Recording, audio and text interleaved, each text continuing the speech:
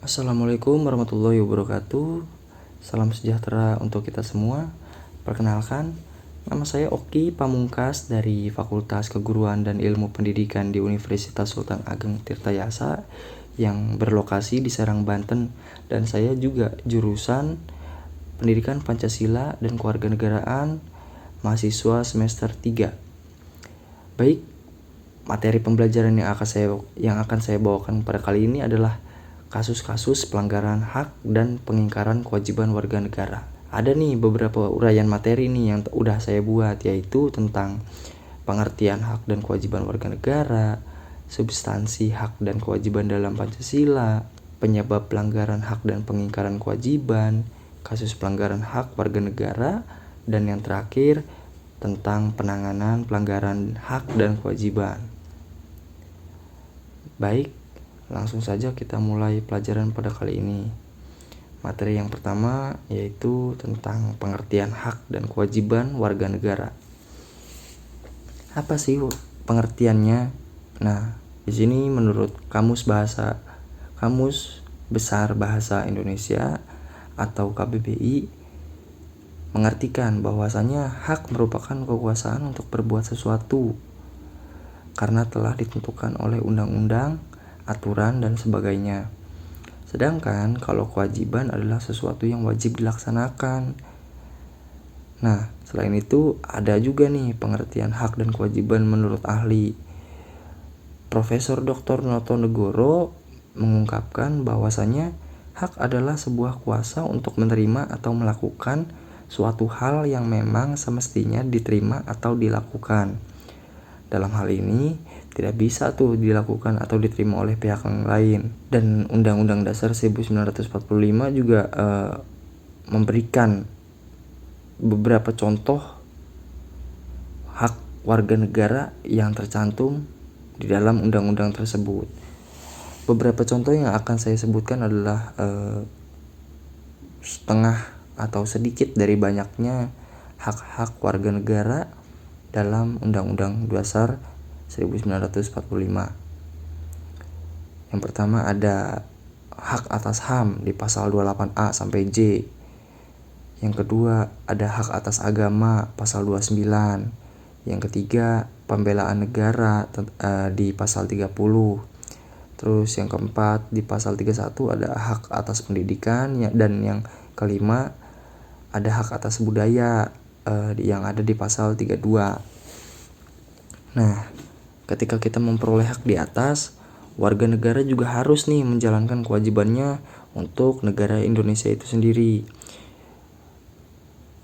Akan saya berikan beberapa contoh lagi tentang kewajiban warga negara yang tertera di dalam Undang-Undang Dasar 1945. Yang pertama itu di pasal 27 ayat 1 yang berisikan segala warga negara wajib menjunjung tinggi hukum dan pemerintahan itu dengan tidak ada pengecualian. Pasal 27 ayat 3, setiap warga negara wajib ikut serta dalam upaya pembelaan negara.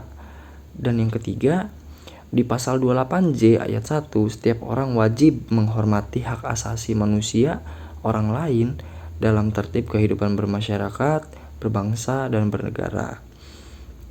Nah, setelah itu kita akan pindah ke materi selanjutnya yang akan membahas tentang substansi hak dan kewajiban dalam Pancasila. Dalam bunyi Pancasila terdapat nilai-nilai luhur mengenai kewajiban dan hak asasi manusia atau HAM yang dapat diterapkan di dalam kehidupan sehari-hari dalam bingkai berbangsa dan bernegara.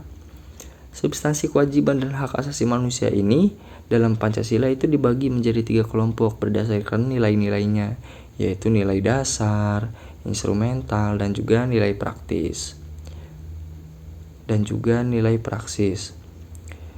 Nah, yang pertama itu nilai dasar. Apa sih nilai dasar? Nilai dasar tuh yang bersifat tetap dan tidak bisa berubah gitu loh. Dari nilai dasar inilah kemudian nantinya akan dijabarkan menjadi nilai-nilai instrumental dan juga praksis. Yang kedua ada nilai instrumental. Nilai instrumental itu apa? Nilai instrumental adalah penjabaran dari nilai dasar atau ideal di mana nilai ini bersifat dinamis dan kreatif serta tertuang dalam Undang-Undang Dasar 1945 dan peraturan perundang-undangan lainnya. Dan nilai praksis adalah nilai yang diterapkan atau dilaksanakan dalam kehidupan bermasyarakat sehari-hari. Selanjutnya kita pindah ke materi penyebab pelanggaran hak dan pengingkaran kewajiban. Yang pertama ada intoleran. Di Indonesia nih kita perlu loh bersikap toleransi pada semua orang tanpa memandang status atau suku ataupun sara. Jika warga negara memiliki sikap intoleran, maka akan muncul sikap saling tidak menghargai dan menghormati orang lain. Sikap ini nih bakal memunculkan pelanggaran kepada orang lain gitu loh. Jadi diupayakan untuk warga negara paham akan toleransi dan bisa meminimalisir terkait nilai-nilai intoleran. Yang kedua itu egois. Setiap orang memiliki hak dan kewajiban, namun jika seseorang selalu menuntut haknya tanpa melakukan kewajibannya, maka akan terjadi pelanggaran. Sikap egois tidak akan memikirkan orang lain dan akan semaunya sendiri. Seseorang dengan sikap egois akan melakukan berbagai cara agar haknya bisa terpenuhi, meski mengabaikan hak orang lain. Dan yang ketiga ada penyalahgunaan kekuasaan. Kekuasaan itu bukan hanya ada dalam pemerintahan loh, tapi juga dalam bentuk lain.